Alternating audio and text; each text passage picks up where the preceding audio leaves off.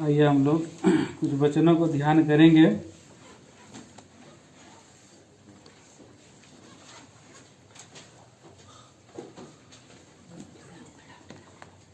यूहन्ना सुसमाचार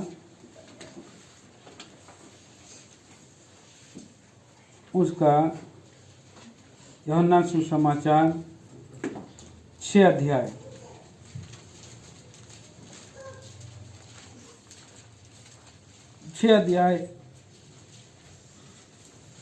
35 वचन हम लोग साथ में पढ़ेंगे।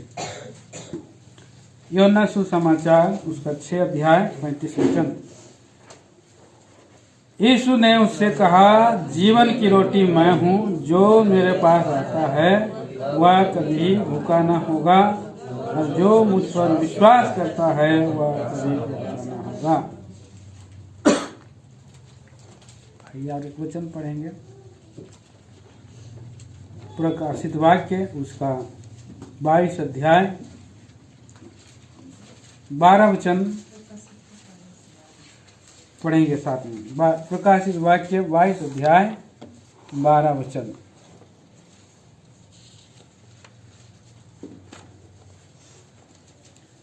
साथ में पढ़ें।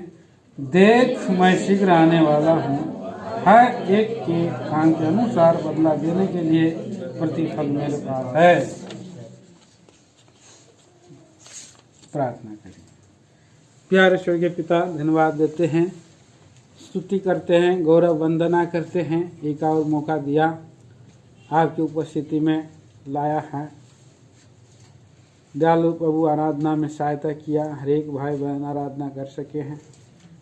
आपका महिमा के लिए प्यारे प्रभु जी, सप्ताह भर उन्हें संभाला, चलाया है प्रभु जी। गीत दिया, वचन दिया प्रभु। ये समय पवित्र मेज में हम हिस्सा ले, आपका जीवित वचनों के द्वारा कुछ विचार दे, बातें करें, प्रकट करें, मनुष्य के ज्ञान और बुद्धि को निकाले। पवित्र आत्मा प्रभु स्वयं हमसे बातें करें, प्रार्थना है प्रभु जी, सब कुछ आपके नाम की महिमा के लिए हो सके। विनती, प्रार्थना, धन्यवाद प्रभु यीशु मसीह के नाम में मांगते सुने और स्वर्गराज में ग्रहण करें पिताजी, आमीन।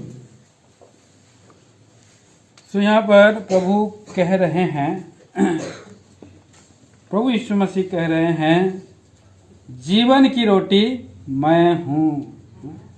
जीवन की रोटी मैं हूँ, जो मेरे पास आता है वह कभी भूखा ना होगा, और जो मुझ पर विश्वास करता है वह कभी प्यासा ना होगा। जीवन की रोटी। आप ये जो है बहुत प्रकार का रोटी हो सकता है, चाहे वो गेहूं की रोटी हो, मक्के की रोटी हो, बाजरे की रोटी हो, है ना। संसार में अनेक प्रकार का मैदे की रोटी हो, लेकिन यहाँ पर प्रभु क्या बोल रहे हैं, जीवन की रोटी। जिसको खाने से आदमी भूखा ना होगा। प्रभु का वचन में हम पढ़ते हैं, प्रभु यीशु मसीह स्वयं कहा कि मनुष्य केवल रोटी से जीवित ना रहेगा, परंतु परमेश्वर के मुख से निकलने वाले हरेक वचन से जीवित रहेगा। इसीलिए हम प्रभु का घर में आते हैं। शरीर के लिए हम सप्ताह भर अपने अपने घरों में, आत्मा के लिए प्रभु प्रबंध किया है, चाहे वो कॉटेज मीटिंग में हो, या हमारा ये जो है कि बाइबल स्टडी हो, या और चाहे प्रार्थना मीटिंग में हो, और चाहे सिस्टर मीटिंग में हो, और प्रभु का घर में आराधना के दिन में प्रभु अपने वचन के द्वारा, वचन की रोटी से जीवन, वो वचन जिसमें जीवन रहता है, उसी जीवन की रोटी को देता है। शरीर के लिए जो है हम खाते, शरीर में बढ़ते हैं, लेकिन जब आत्मा के लिए हमें जो है और बढ़ने के लिए हमें प्रभु का घर में आना है, और इन सारे प्रबंध में, संगति में बने रहना है, और इसमें हम आत्मा में बढ़ेंगे, और आत्मा जो है अनंत काल का जीवन के लिए हम उसमें वचन के चलने के द्वारा जीवित रहेंगे। उस वचन के अनुसार जीवित रहेंगे, सदा काल के लिए जीवित रहेंगे। और प्रिय भाई प्रिय बहन, यहाँ पर प्रभु ने अपने देह का तुलना इसमें से किया, इसे और मेज पर रखा हुआ इस रोटी के विषय में हम देखते हैं। और उसका हम पढ़ते हैं 54 वचन पर, 54 वचन को ही पढ़ सकते हैं, पढ़िए। जो मेरा मांस खाता और मेरा लहू पीता है, और जो मेरा लहू पीता है, अनंत जीवन उसी का है, अनंत जीवन उसी का है, और मैं उसे अंतिम दिन फिर जिला उठाऊंगा। हाँ, अंतिम दिन फिर जिला उठाऊंगा। बोला जो मेरा मांस खाता है, मेरा लहू पीता है। और बहुत तेरे जो है इस बात के कारण ठोकर लगी। प्रभु बार बार कह रहा है, जो मेरा मांस खाता है और मेरा लहू पीता है, वह मुझ में स्थिर रहता है और मैं उसमें स्थिर रहता हूँ। मैं उसमें रहता हूँ, बोल रहा है। और उस स्वर्ग से उतरने वाली प्रभु यीशु मसीह वो रोटी है, उस रोटी के विषय में कह रहा है। और बहुत लोगों को वहाँ ठोकर लगी। बहुत लोग जो है उस प्रभु यीशु मसीह जो उदाहरण दिया, ये आत्मिक और भोजन के विषय में, जो प्रभु यीशु मसीह जीवन का वचन है और वही वचन का पोषण करने वाला, खाने वाला। और आज हम प्रभु के दिन में, हम कलीसिया में, ये रोटी उसके देह का सूचक है और ये प्याला उसके लहू का सूचक है। और उसमें जो है हिस्सा लेने के द्वारा हम उसमें जीवन में, हम अनंत जीवन में हम स्थिर रहने के लिए जरूरत है, सबसे पहली बात है। और उसमें बने रहने की बात है। बहुत सारे लोग क्या बोलते हैं, वहाँ पर कुछ लोग बोले, ये तो अपना मांस दे रहा है, अपना और लहू पीने को दे रहा है, ये तो कठोर बात है, ये कठोर बात है, इसे कौन सुन सकता है, इसको कौन सुन सकता है। बहुत तेरे वापस चले गए, ठोकर लगी उनको, वापस लगी, वो चले गए। लेकिन यहाँ पर हम पढ़ते हैं 63 वचन में क्या लिखा है, 63 आत्मा तो जीवन दायक है, आत्मा तो जीवनदायक है, शरीर से कुछ लाभ नहीं, शरीर से कुछ लाभ नहीं। जो बातें मैंने तुमसे कही है वे आत्मा है, वे आत्मा है और जीवन भी है। जीवन भी आत्मा है और जीवन। बात जो है, प्रभु का वचन जो है आत्मा है, प्रभु का वचन में जीवन है। और वहां पर हम देखते हैं वचन को नहीं समझने वाले लोग उल्टे चले गए। 66 में लिखा है, 66। इस पर उसके चेलों में से बहुत से उल्टे फिर गए, बहुत से उल्टे फिर गए, और उसके बाद उसके साथ ना चले। प्रभु के साथ ना चले, उल्टे फिर गए, ना चले। सो हम लिखते हैं उस वचन को पकड़ लेना, प्रभु का वचन को पकड़ लेना, उस वचन से नया जन्म पाना है। और यहाँ पर उसने जान लिया, पतरस ने जान लिया कि प्रभु आपको छोड़कर के हम कहाँ जाएं।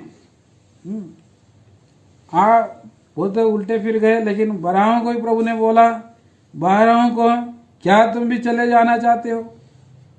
शमौन पतरस ने उनको उत्तर दिया, हे प्रभु, हम किसके पास जाएं? अनंत जीवन की बातें तो तेरे ही पास है, और हमने विश्वास किया है और जान गए हैं कि परमेश्वर का पवित्र जन तू ही है।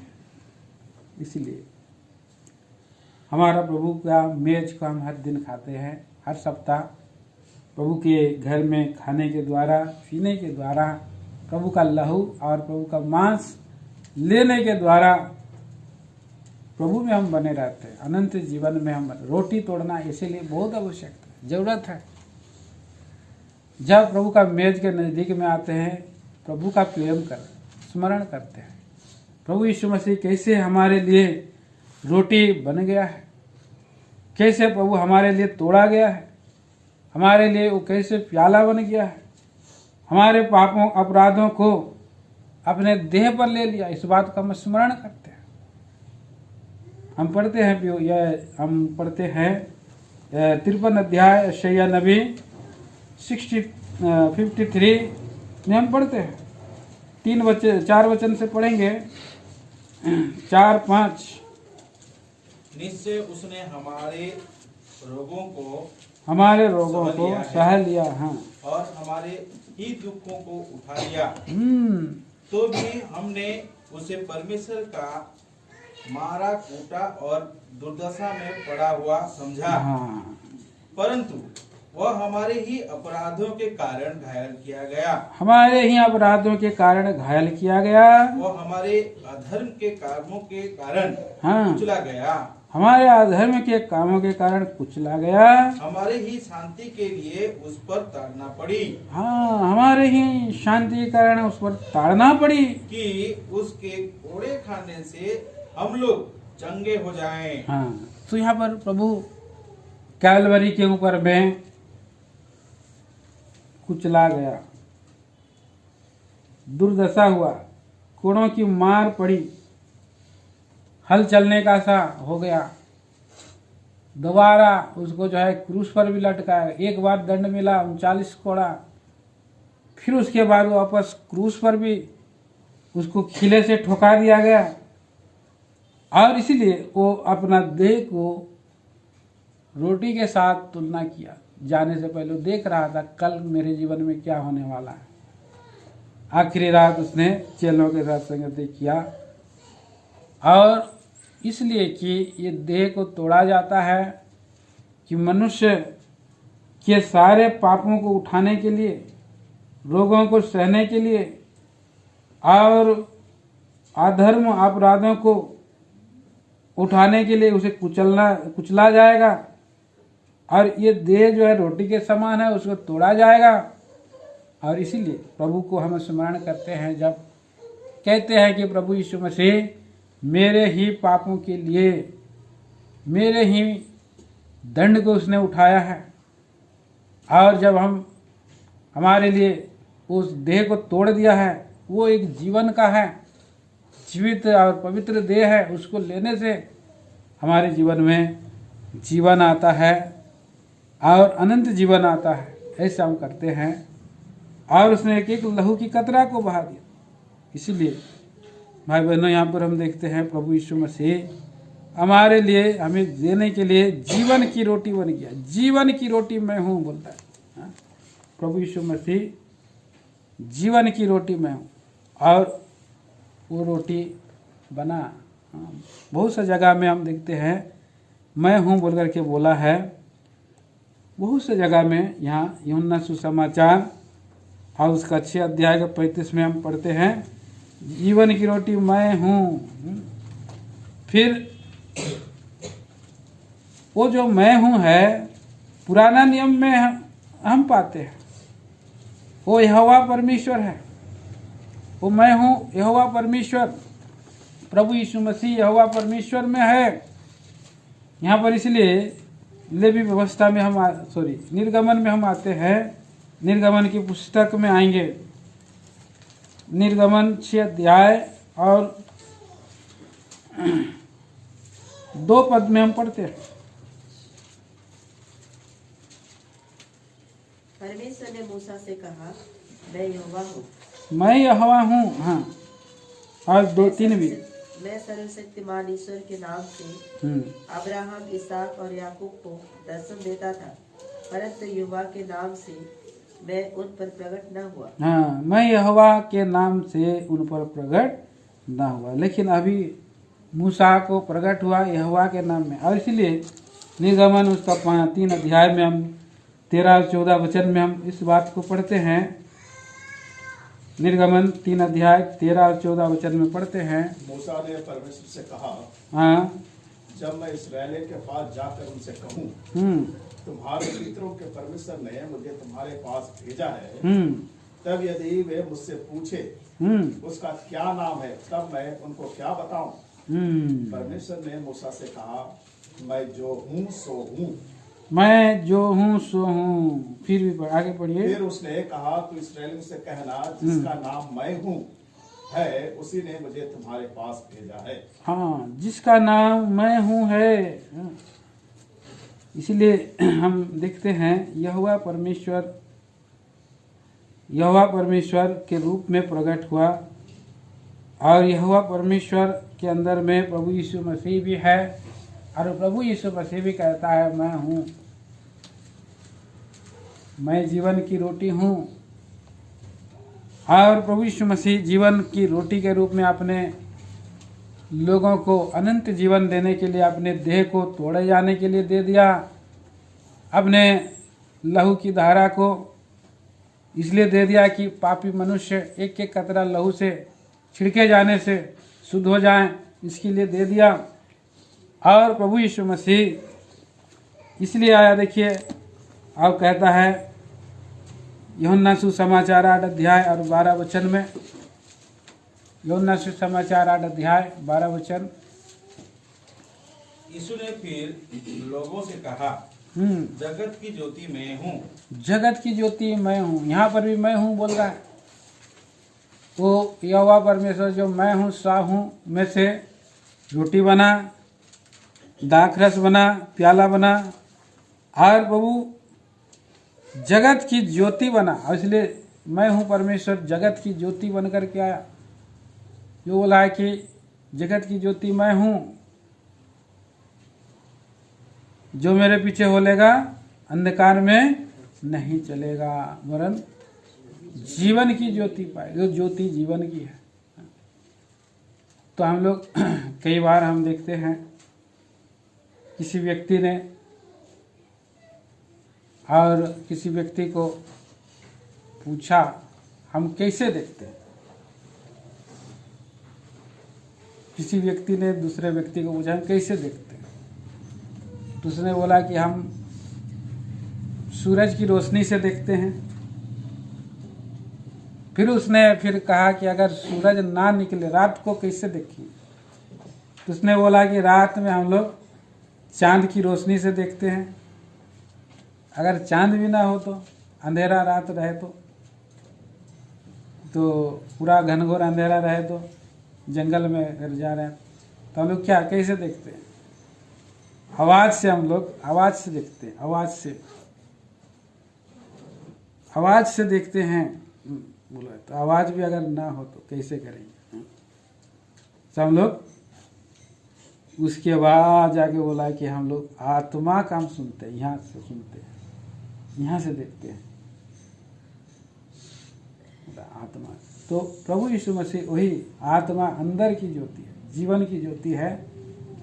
जब हम उस पर विश्वास करते हैं, मारा गया, गाड़ा गया और तीसरे दिन जी उठा, तो एक नया ज्योति आता है अंदर में, एक नया प्रकाश आता है और वो जीवन की ज्योति है। उसके पीछे में चलने वाला व्यक्ति, उसका मन की आंखें खुल जाती है, हृदय की आंखें खुल जाती है, उसका विवेक को प्रभु यीशु मसीह ऐसे ही वो हमारे लिए क्या बन जाता है, रोटी और दाखरस बन करके, मतलब लहू बहा लिया है। उस लहू के छिड़काव के नीचे में जब हम आ जाते हैं तो हमारा हृदय में प्रकाश आता है, ज्योति आता है, और उसी लहू के छिड़काव के द्वारा हमारा अंदर का आँख खुल जाता है, हमारी आंखें खुल जाती हैं। जो और विवेक भी हम कह सकते हैं, उसको विवेक भी कह सकते हैं।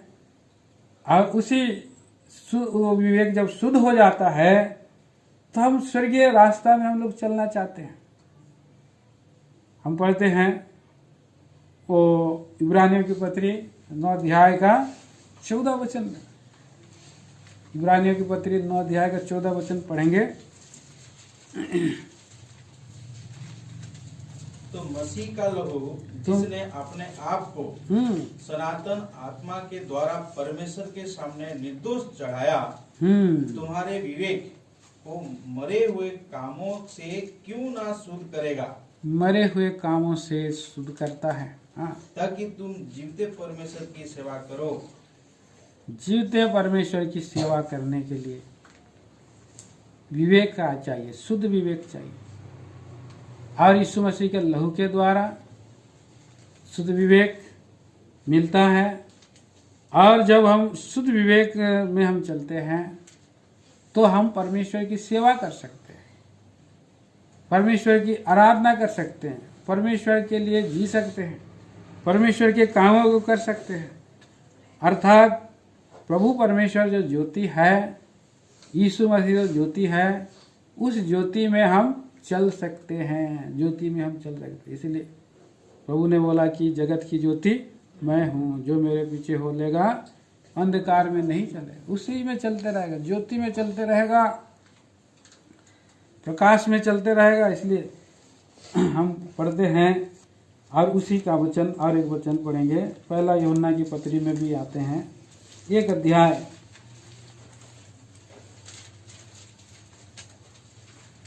5 वचन से पढ़िए, 5 वचन। जो समाचार हमने उससे सुना और तुम्हें सुनाते हैं वह यह है कि परमेश्वर ज्योति है, परमेश्वर ज्योति है और उसमें कुछ भी अंधकार नहीं। हाँ, यदि हम कहें कि उसके साथ हमारी सहभागिता है और फिर अंधकार में चले तो हम झूठे हैं, हम झूठे हैं और सत्य पर नहीं चलते। हाँ। पर यदि जैसा वह ज्योति में है वैसे ही हम भी ज्योति में चलें तो एक दूसरे से सहभागिता रखते हैं, एक दूसरे से सहभागिता रखते हैं, और उसके पुत्र यीशु का लहू हमें सब पापों से शुद्ध करता है। सब पापों में, ज्योति में चलने के लिए एक दूसरे की सहभागिता है, और हम प्रभु के उसी शुद्ध विवेक से ज्योति में हम चलते रह रहे हैं, अंधकार में नहीं चल रहे हैं। अगर हम अंधकार में ही चलते रह रहे हैं तो क्या हो जा रहा है, हम झूठे हैं बोले। लेकिन हम आते हैं लोग जहाँ पर हम अंधकार में चलते हैं, तुरंत हम अपने पवित्र परमेश्वर से क्षमा मांगते हैं, प्रभु यीशु मसीह से हम क्षमा मांगते हैं, प्रभु आप मेरे पापों को धो दीजिए, आपके बहुमूल्य रक्त से मैं अंधकार में चला, अंधकार में सोचा, अंधकार मेरे जीवन में आ गया, तो जाने अनजाने में आपने पाप किया, और प्रभु से क्षमा मांगने के द्वारा से प्रभु यीशु मसीह भी क्षमा करता है।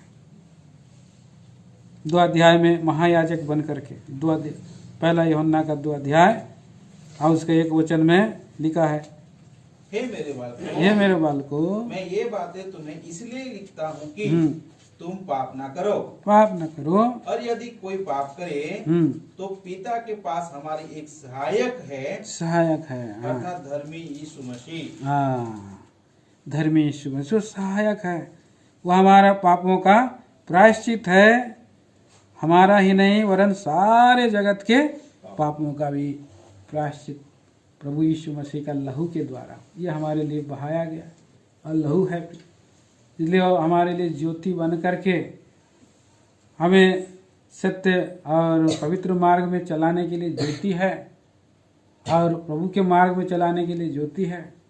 और इतना ही नहीं, तीसरा बार उसने तीसरा बोला, देखिए यूहन्ना सुसमाचार तीसरी बार मैं हूँ बोला, 10 का 7 वचन, यूहन्ना सुसमाचार 10 का 7। तब यीशु ने उनसे फिर कहा, मैं तुमसे सच सच कहता हूँ, भेड़ों का द्वार मैं हूँ। भेड़ों का द्वार मैं हूँ। हाँ, 9 वचन तक पढ़िए। जितने मुझसे पहले आए वे सब चोर और डाकू हैं, परंतु भेड़ों ने उसकी ना सुनी। द्वार मैं हूँ, यदि कोई मेरे द्वारा भीतर प्रवेश करे तो उद्धार पाएगा, और भीतर बाहर आया जाया करेगा और चारा पाएगा। प्रभु भेड़ों का द्वार बोला, तो हम सभी क्या हैं? भेड़े हैं, हम सभी भेड़े हैं। प्रभु यीशु मसीह द्वार है, अपने आप को द्वार बोला है। हम लोग सब लोग भटक गए थे, जैसे या 53 का 6 में पढ़ते, हम तो सब के सब भेड़ों के समान भटक गए थे, हम में से हर एक ने अपना मार्ग ले लिया। हम सबों ने अपना मार्ग ले लिया, लेकिन प्रभु वो द्वार बन करके आया, वो हमें उस ज्योति में जब चलना चालू करते हैं, प्रभु का प्रकाश आता है, प्रभु यीशु मसीह हमारे लिए स्वर्ग एक द्वार बन जाता है। स्वर्ग का द्वार, भेड़ उसी द्वार से प्रवेश करते हैं। एक भेड़ है और वो छलांग, और चोर कैसे आता है? चोर जो है कि उस द्वार से नहीं आता है। यूहन्ना सुसमाचार 1 अध्याय में लिखा है, 10 अध्याय के 1 में लिखा है, मैं तुमको सच सच कहता हूँ कि जो कोई द्वार से भेड़शाला में प्रवेश नहीं करता परंतु किसी दूसरी ओर से चढ़ जाता है वो चोर। प्रभु का घर भी, और हम लोग देखते हैं कि वो एक द्वार है, स्वर्ग का द्वार है। प्रभु भी द्वार है, वहाँ पर हम जाना है। भेड़शाला में प्रवेश करने के लिए प्रभु यीशु मसीह में होकर के प्रवेश करना है। और प्रभु यीशु मसीह को छोड़ करके कई बार जो लोग क्या करते हैं, प्रभु यीशु मसीह को सही रीति से ग्रहण नहीं करते, पाप क्षमा नहीं मांगते। अभी तक वो आते हैं दूसरी बातों को लेकर के, लेकिन वो द्वार में मतलब अपने आप को दीन नहीं करते, झुकते नहीं हैं। वो सकेत मार्ग है और द्वार है, उसमें घुसते नहीं हैं, दूसरी तरफ से वो चढ़ जाते हैं, फिर वो हानि करते हैं। इसलिए प्रभु ने बोला कि मैं द्वार हूँ, मेरे द्वारा प्रवेश करो स्वर्ग के राज के लिए, और मैं ही द्वार हूँ, मेरे द्वारा तुम प्रवेश करो बोला। चौथा हम देखते हैं चरवाहा बोला प्रभु यीशु मसीह। यूहन्ना 10:11 पढ़िए। अच्छा चरवाहा मैं हूँ, अच्छा चरवाहा मैं हूँ, अच्छा चरवाहा भेड़ों के लिए अपना प्राण देता हाँ, है। अच्छा चरवाहा प्राण दिया है हमारे लिए प्रभु यीशु मसीह ने। हम सभी भटके हुए भेड़ थे और प्रभु सब भेड़ों को क्या किया है,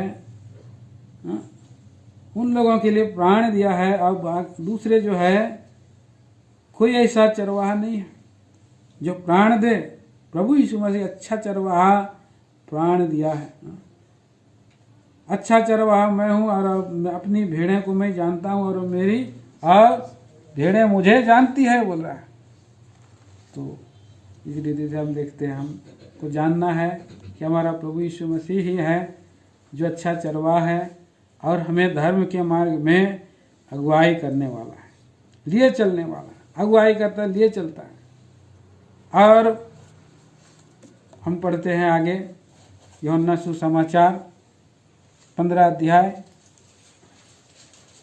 14 अध्याय, तो उससे पहले हम पढ़ेंगे 11 अध्याय का 25 वचन। 25 वचन पढ़िए, 11 का 25। यीशु ने उससे कहा, हाँ, पुनरुत्थान और जीवन में ही हूँ। यीशु ने उनसे कहा, पुनरुत्थान और जीवन मैं ही हूँ। जो कोई मुझ पर विश्वास करता है, हाँ, वह यदि मर भी जाए तो भी जिएगा। वो यहोवा परमेश्वर बन करके रोटी बन के आया और प्याला बन करके आया और द्वार बन करके आया और चरवाहा बन, फिर अभी ज्योति बन कर आया, पुनरुत्थान बन के भी आया। हाँ, पुनरुत्थान और जीवन में जो मुझ पर विश्वास करेगा, जो विश्वास करता है, यदि मर भी जाए तो भी जिएगा। इस संसार में जो भी आए सब मर गए। प्रभु यीशु मसीह मारा गया, गाड़ा गया और तीसरे दिन जी उठा। वो पुनरुत्थान है। मरे हुए में से जी उठने वालों में से पहला उठा। पुनरुत्थान और मृत्यु के बाद का जीवन है, मतलब ना मरने वाला जीवन है, अनंत जीवन है। इसलिए बोला कि पुनरुत्थान और जीवन मैं हूँ। पुनरुत्थान और जीवन मैं हूँ, इसलिए जो मर भी जाए तो भी जिएगा।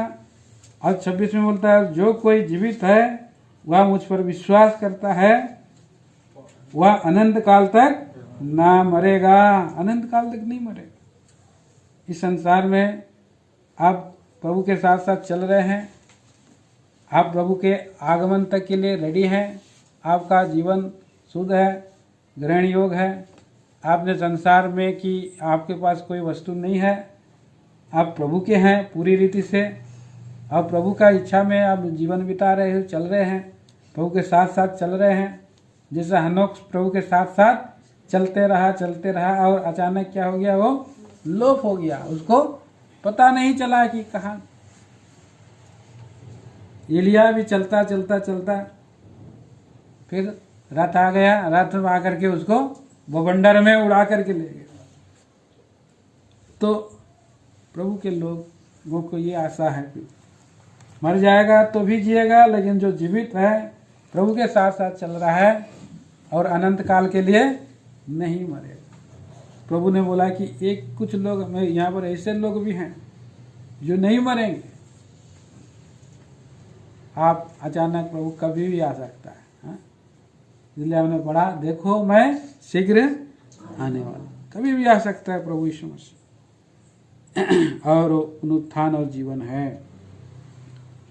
फिर उसके बाद हम देखते हैं रिवलेशन की पुस्तक में, हम वही 1:18 में पढ़ते हैं, देखो मैं मर गया था लेकिन अब युगानुयुग जीविता हूँ, युगानुयुग जीविता हूँ, मृत्यु और अधोलोक की कुंजियाँ मेरे ही पास है। तो हमें किस बात की डर है?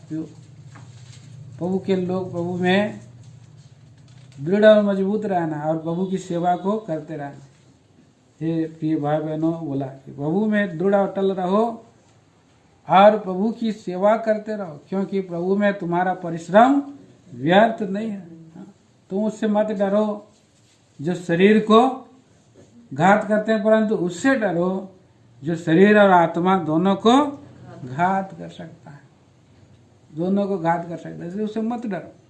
और आगे हम पढ़ते हैं यूहन्ना सुसमाचार उसका 14:6। यूहन्ना 14:6, यूहन्ना सुसमाचार 14:6। यीशु ने उससे कहा, हाँ, मार्ग और सत्य और जीवन में ही हूँ, मार्ग सत्य और जीवन मैं ही हूँ, बोल रहा है। हाँ। बिना मेरे द्वारा कोई पिता के पास नहीं पहुँच सकता। हाँ, मैं के बाद ही लगा है कि नहीं है? मैं ही हूँ मतलब ही को बलपूर्वक ही लगा दिया है। ही लगा है मतलब मैं ही हूँ, मतलब दूसरा नहीं है। यीशु ने उससे कहा, मार्ग और सत्य और जीवन मैं ही हूँ। ही मतलब बहुत अकेला व्यक्ति, मैं ही हूँ, मैं ही हूँ भाई, कोई नहीं, मैं ही हूँ बोला है। हाँ? तो उधर यहोवा परमेश्वर इधर मार्ग बन करके आया और सत्य बन के और जीवन बन करके आया। अगर हमको जाना है स्वर्गीय पिता के पास, वही मार्ग पकड़ना है, उसी मार्ग में जाना है और प्रभु की सच्चाई में हमें चलना है। प्रभु जैसा सत्य है वैसे सत्य में चलते जाना है और तभी हम उस अनंत जीवन में हम जा सकते हैं। और वो मैं ही हूँ, बिना मेरे द्वारा कोई पिता के पास नहीं पहुँच सकता है। फिर हम आगे देखते हैं 15 अध्याय का 1 वचन, यूहन्ना सुसमाचार 15:1। सच्ची दाखलता मैं हूँ, सच्ची दाखलता मैं हूँ और मेरा पिता किसान है। हाँ, अभी किसान है, अभी वहाँ पर दाखलता बन गया और हम लोग क्या हैं? तुम डाली हो बोलते नहीं है? जो मुझ में है तुम डालियाँ। डालियों को क्यों, क्या, किस लिए बोला गया? वहाँ से रखा है कि वो फल देने के लिए। प्रभु यीशु मसीह दाखलता है और हम डालियाँ हैं और डालियों को चाहिए कि वो फल दे। कैसे फल देगा?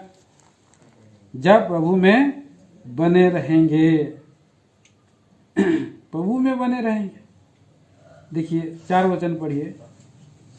तुम मुझ में बने रहो, तुम मुझ में बने रहो और मैं तुम में, और मैं तुम में। एक दूसरे में बने रहना है। आगे, जैसी डाली यदि दाखलता में बनी ना रहे तो अपने आप से नहीं फल सकती, अपने आप में नहीं फल सकती। वैसे ही तुम भी यदि मुझ में बने ना रहो तो नहीं फल सकते।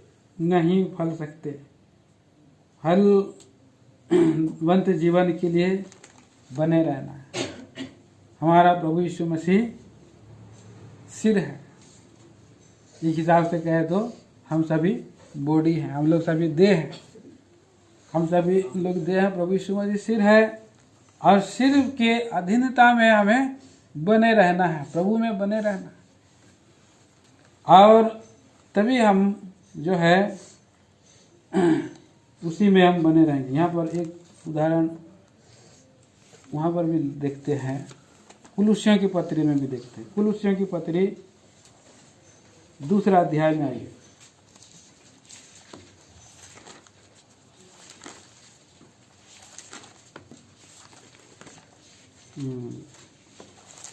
दूसरा अध्याय का उसका 19 वचन। और उस शिरोमणि को पकड़े नहीं रहता, जिससे सारी देह जोड़ों और पट्टों के द्वारा पालन पोषण पाकर और एक साथ गठ कर परमेश्वर की ओर से बढ़ती जाती है। हाँ, परमेश्वर की ओर से बढ़ती है। शिरोमणि प्रभु यीशु मसीह शिरोमणि है। यहाँ पर देखते हैं, यहाँ 2 अध्याय का 9 और 10 में भी हम पढ़ते हैं, क्योंकि उसमें ईश्वरत्या की सारी परिपूर्णता सदैव वास करती है। हाँ, और तुम उसी में भरपूर हो गए हो, जो सारी प्रधानता और अधिकार का शिरोमणि है। शिरोमणि है प्रभु यीशु मसीह, सारी प्रधानता अधिकार का शिरोमणि है। इसमें ईश्वरत्व की सारी परिपूर्णता प्रभु में वास करती है। शिरोमणि है, उसको हमें पकड़े रहना। हम पकड़े रहेंगे कैसे? हम उसमें जुड़े रहेंगे, उसमें बने रहेंगे। हम उसमें बने रहने की आवश्यकता है। प्रभु में हमें, प्रभु का कलीसिया में, प्रभु का घर में कभी भी जो है उससे दूर नहीं रहना है। उसकी जो और नियम है, विधि है, उसके विरोध में नहीं जाना है। उसके विधि और नियम में बने रहना, व्यवस्था जो प्रभु ने दिया है। कल के दिन हम लोग देख रहे थे, हम लोग उपवास प्रार्थना में हम पढ़ रहे थे। देखिए भजन के 81 अध्याय में आइए, भजन संहिता 81 अध्याय फिर पढ़ते हैं हम लोग।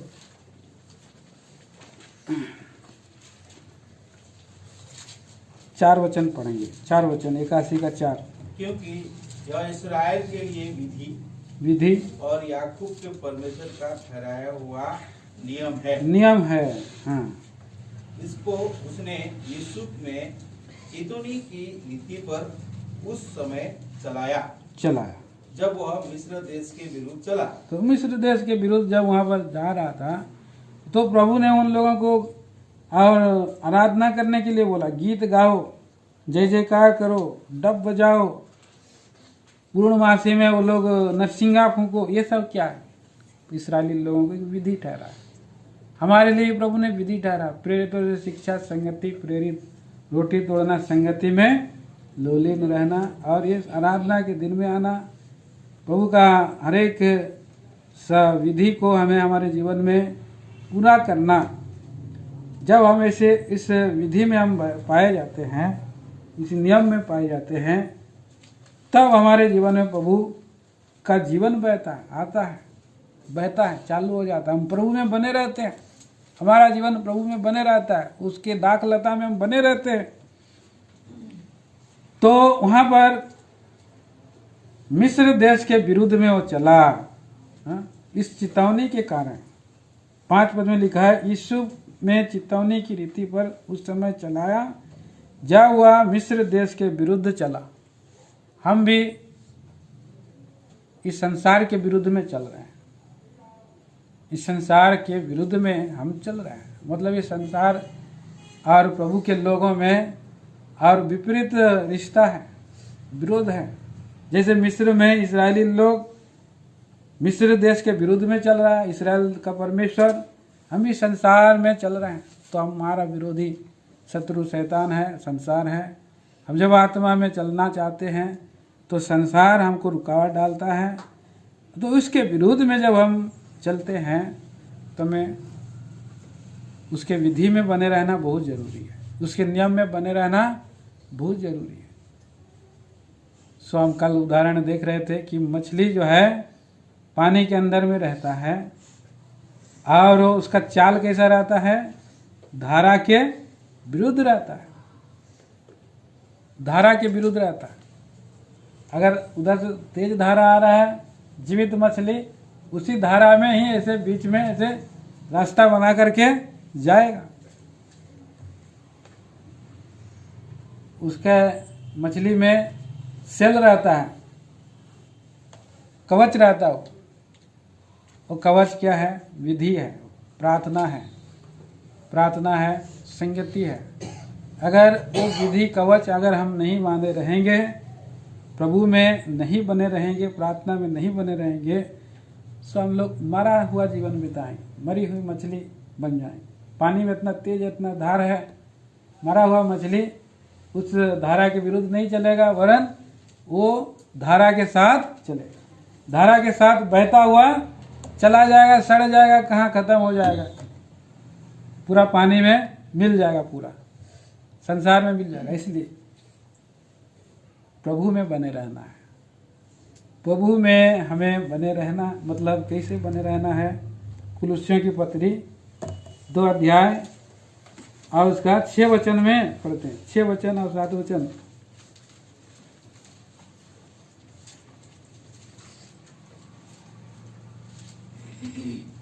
अतः जैसे पढ़िए कोई भी।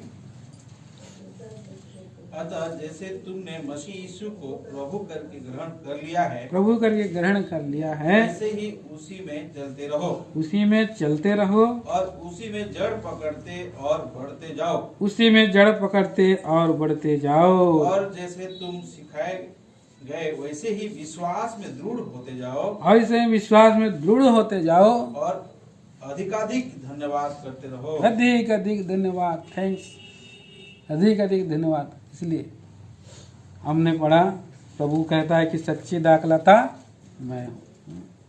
उसी दाखलता में हमें जड़ पकड़ना है, बढ़ते जाना है और अधिक अधिक विश्वास में दृढ़ होते जाना है और धन्यवाद अधिक करते हुए चलते रहना है। जब ऐसे हम बने रहते हैं तो फल लाते हैं।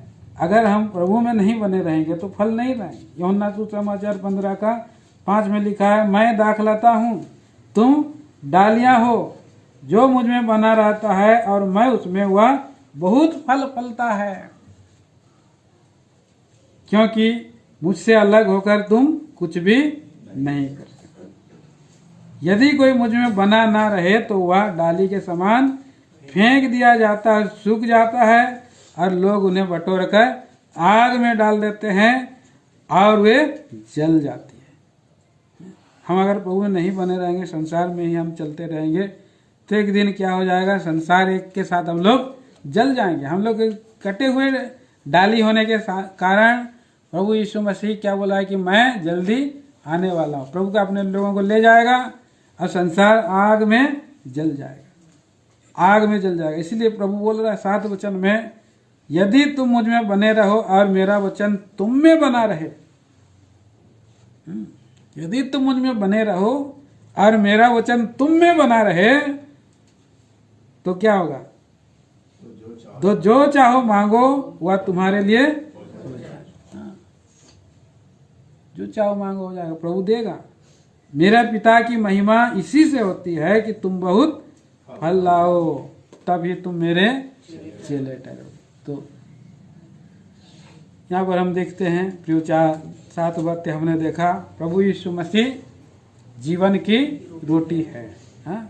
और उसके रोटी में हमें हर सप्ताह हिस्सा लेना जरूरी है। प्रभु में हमें जांचना है, परखना है, ठीक ठाक करना है और उसी के ज्योति में चलना है, प्रभु के प्रकाश में चलना है। अंदर ज्योति है तो ठीक है, अंदर अंधेरा है तो आप अपने जीवन को प्रभु के लहू के नीचे में लाना है और अपने जीवन को परखना है, शुद्ध हो जाना है, अंधकार में नहीं चलना है, प्रभु के ज्योति में चलना है और अपने आप को दीन बना करके भेड़ों का द्वार प्रभु यीशु मसीह उसी में प्रवेश करते हुए चलना है। अंदर बाहर आना जाना चारा पाना है, और हमारे प्रभु के चरवाही में रहना है। अच्छा चरवाहा प्रभु यीशु मसीह बोला मैं हूँ, और पुनरुत्थान और जीवन मैं हूँ, मार्ग सत्य जीवन मैं हूँ, और सच्ची दाखलता मैं हूँ। तो प्रभु में हमें वैसे इसी रीति से चलते रहना, सच्ची दाखलता के रूप में। जब प्रभु आएंगे, प्रभु हरेक को प्रतिफल देगा। अनेक अद्भुत काम मैं करता हूँ बोला प्रभु ने।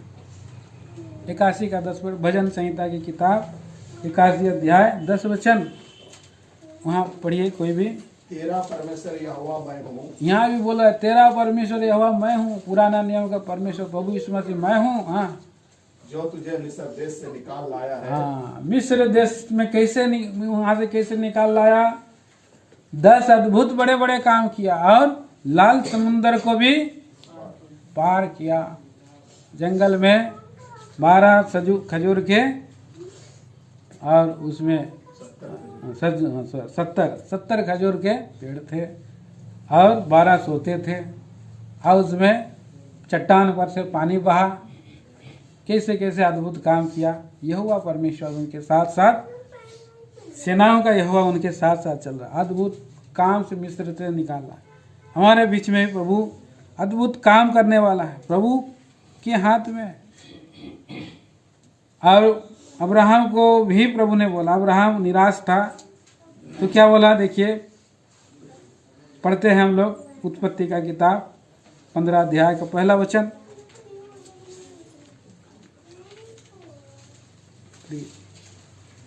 कोई भी। इन बातों के पश्चात यहोवा का यह वचन दर्शन में अब्राहम के पास पहुंचा। हाँ, हे अब्राहम मत डर, तेरी डाल और तेरा अत्यंत बड़ा प्रतिफल मैं हूँ। यहाँ पर प्रतिफल मैं हूँ बोल रहा है।